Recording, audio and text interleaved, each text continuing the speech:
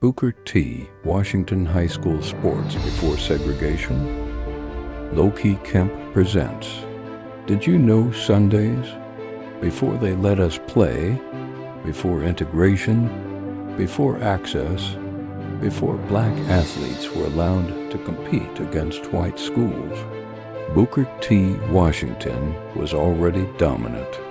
In the early 1900s, Tulsa's Greenwood District, known as Black Wall Street, was one of the most successful black communities in America.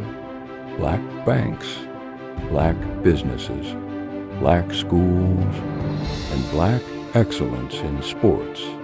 On May 31st and June 1st, 1921, Greenwood was attacked in what history now recognizes as the Tulsa Race Massacre.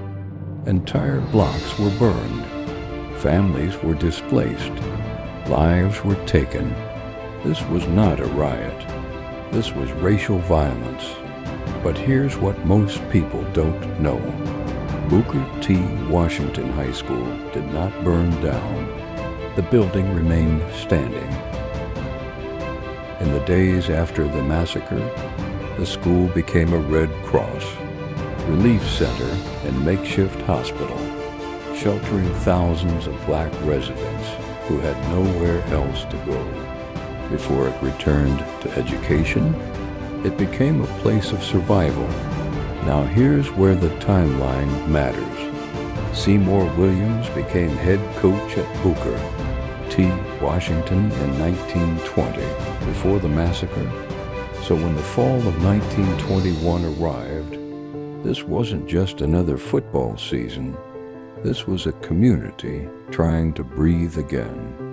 That season, Booker T. Washington took the field just months after Greenwood was burned, with limited equipment, with ankle boots and little to no padding, with the city still rebuilding.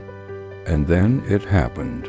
Booker T. Washington won a football game 96-0.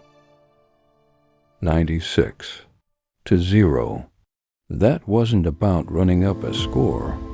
That was pain. That was pride. That was resilience. After everything they tried to take, the school stood. The team stood. The legacy stood. Coach Williams went on to lead Booker T. Washington to 17 Black State Football Championships, finishing undefeated 14 times, record of 290 wins, 23 losses.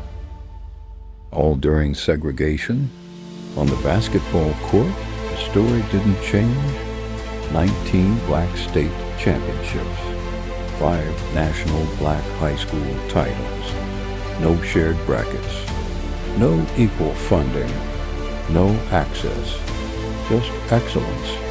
And it didn't stop there. On the track, the dominance continued.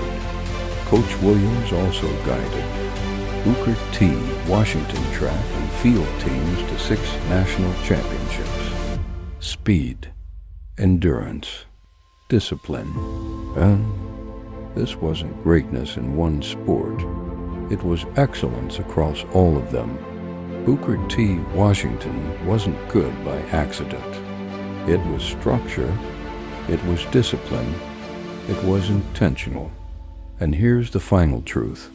Coach Seymour Williams retired before desegregation, which means every football championship, every basketball title, every national track victory was built before we were allowed to play. They burned the city, but they did not burn the legacy. And now, you know, this was Did You Know Sundays. This was Booker T. Washington Before Segregation, Part 1. Same truth, same era. Stay tuned for next week's episode of Did You Know Sundays, presented by Low-Key Kemp, as we continue uncovering the stories they never taught us. We'll see who's next.